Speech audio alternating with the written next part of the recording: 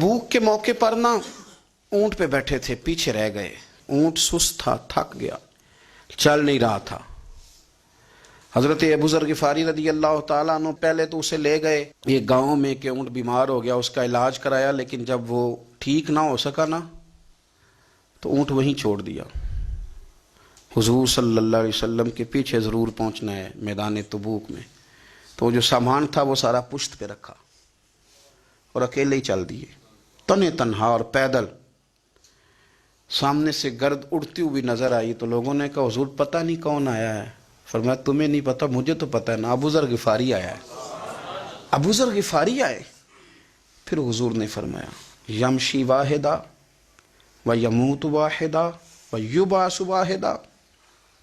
फरमाया ये तन्हा चलते हैं, ये तन्हा ही दुनिया से जाएंगे, तन्हा ही उठाए जाएंगे। तन्हा तन्हा चलते हैं, तन्हा ही दुनिया से जाएंगे, इंतकाल तन्हा ही उठाए जाएंगे। जो बहुत ज़्यादा सख्ती करने लगे सहाबा पे, बहुत ज़्यादा। तो हज़रत उस्मान गनी रदी अल्लाह ताला अन्हु ने फरमाया कि आप अपने मिजाज के लिहाज से तो दुरुस्त हैं, पर जो चीज़ आप तारी करना चाहते हैं, जब शरीयत गुंजाइश देती है तो आप क्यों इतनी सख्ती फरमाते हैं। तो फरमाने लगे ठीक है, फिर मुझे रब्ज़ा जाने की इजाज़त दे दो।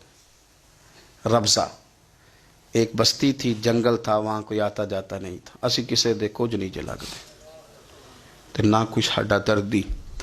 हुजूर ने कहा था ना यमशी वाहिदा, तो अकेला चलेगा, रब्ज़ा चले गया। हज़रत सैयदना उस्मान गनी ने कहा ये कुछ बकरियां ले जाओ, दूध पी लिया करना। फरमाया उस्मान मुझे माल की तो ज़रूरत पहले दिन से ही कोई नहीं, मुझे तो रब रसूल की ज़रूरत है, उनकी करम नवाजियाँ मेरे साथ रहती हैं। तशरीफ़ ले गए, वहाँ तन्हा खजूर के खुश्क टुकड़े खाते, इबादत करते, अल्लाह को याद करते। बड़े बड़े लोगों ने आके कहा कि अबू ज़र आपकी बड़ी शान है, हमारे साथ चलें। फरमाया छोड़ो, कहाँ मंशूर हम और कहाँ हंगामे मोहब्बत के, एक हुजरे में रहते हैं, खुदा को याद करते हैं, ज़रूरत कोई नहीं, जहाँ हूँ ना वहाँ मैं ठीक हूँ, हाजत नहीं।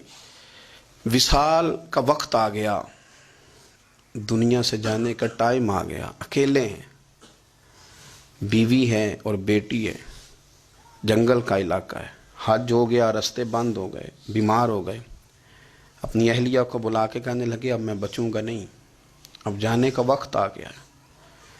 मैंने फ़कीरी जो हुजूर की देखी थी उसमें मैंने वक्त गुजारा है, और देख मैं जा भी फ़कीरी मेरा हूँ, लै सजड़ा सा तोड़ दी पाई, जान भी दिती तेरा तेरे, अब जाने का वक्त है। तो इस तरह करना, अगर तेरे पास कोई कपड़ा हुआ तो मुझे कफन दे देना, ना हुआ तो अल्लाह के सुपुर्द कर देना। कहा हम दो औरतें हैं, जनाजा गुस्ल कफन। फरमाया रब जमात भेजेगा मेरे लिए, लोग आएंगे, मेरे नबी पाक ने मुझसे वादा किया था आएंगे ना लोग। तो अहलिया कहने लगी अबू ज़र आपको कैसे पता है कि आप इस सहरा में इंतकाल कर जाएंगे, अल्लाह शिफा देने वाला है। फरमाने लगे हम 3-4 लोग बैठे थे तो हुजूर ने फरमाया था तुम में से एक शख्स सहरा में अकेला इंतकाल कर जाएगा। तो वो मेरे जितने बाकी साथी थे वो सारे इंतकाल कर गए, अब मैं अकेला ही बचा, मुझे पता है वो मैं ही हूँ। तो तुम देखना तुम्हें कोई ना कोई मिल जाएगा गुस्ल कफन के लिए। आपकी अहलिया कहती हैं कि मैं उठी, कभी दौड़ के मैं बाहर जाती, सड़क पे जाके देखती कोई गुजर रहा है, फिर मैं आके कहती हज ख़त्म हो गया है, रास्ते बंद हो गए हैं, कौन आएगा जंगल में। फिर मैं आके उनकी तीमारदारी करती, फिर उठ के जाती, फिर मैं आके तीमारदारी करती। अचानक मेरी नज़र पड़ी तो एक छोटा सा काफिला आ रहा था, उस काफिले में चंद लोग थे और सबसे बढ़कर सहाबी रसूल हज़रत अब्दुल्ला इब्ने मसूद भी थे।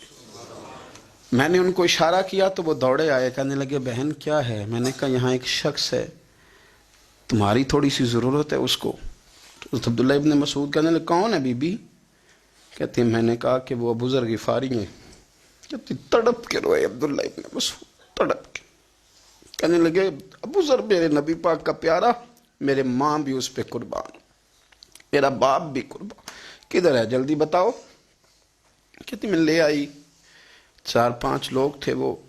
तो सैयदना अबू ज़र गिफारी कहने लगे अब्दुल्ला मेरा विसाल हो जाएगा, लेकिन याद रखना मेरी बीवी के पास कफन के लिए कपड़ा मौजूद नहीं। और लहू सजना सा तोड़ ही नहीं पाई, जान भी दिती तेरा तेरे, कफन के लिए कपड़ा नहीं है, लेकिन तुम में से ना वो बंदा कोई कपड़ा ना दे جو کبھی کسی سرکاری عہدے پہ رہا ہو، وہ بندہ میرے کفن کے لیے کپڑا نہ دے، کسی سرکاری عہدے پہ رہا ہو۔ ایک انصاری جوان کہنے لگا ابو ذر میں کبھی کسی عہدے پہ نہیں رہا، اگر آپ میری چادر قبول کر لیں کفن کے لیے تو میں ٹھیک ہے، میں نے نا حضور کے طریقے پر زندگی گزاری ہے، چپ کر کے میرا جنازہ پڑھ دینا اور مجھے کہیں اور نہ لے کے جانا، اسی کسی دے کچھ نہیں لگ دے تو نہ کوئی ساڈا دردی یہیں کسی صحرا میں جنگل میں یہیں کوئی قبر کھود کے مجھے دفن کر دینا، مجھے جانے نہیں ہے کسی جگہ۔ حضرت عبداللہ ابن مسعود رضی اللہ تعالیٰ عنہ نے جنازہ پڑھایا، اور اس درویش کو جو 5ویں یا 4تھے مسلمان ہیں ان کو وہاں دفن کیا۔ جب خبر پہنچی نا مدینے تو سب سے زیادہ آنسو مولا علی نے بہائے، سب سے زیادہ حضرت علی نے۔ لوگوں نے کہا اتنا کیوں روتے ہو؟ فرمایا 2 ہی تو بندے تھے جو اللہ کے راستے میں کسی کی پرواہ نہیں کرتے تھے، اب ایک ہی رہ گیا ہے۔ کہا حضور کیا مطلب؟ فرمایا 2 ہی تھے، ایک ابو ذر اور ایک علی، اب اکیلا علی تو رہ گیا، وہ چھوڑ کے چلے گئے۔ حضرت سیدنا ابو ذر غفاری رضی اللہ تعالیٰ عنہ اس عظیم شخص کا نام ہے، سردار قبیلے سے تعلق تھا، بڑے بہادر تھے، پر حضور کو فقیری میں دیکھا تو پھر زندگی اسی فقیری میں گزار دی، اسی فقیری میں، اسی طریقے میں وفا کر کے نا اسی رنگ میں گزار دی، انہی نقشوں پہ رہے۔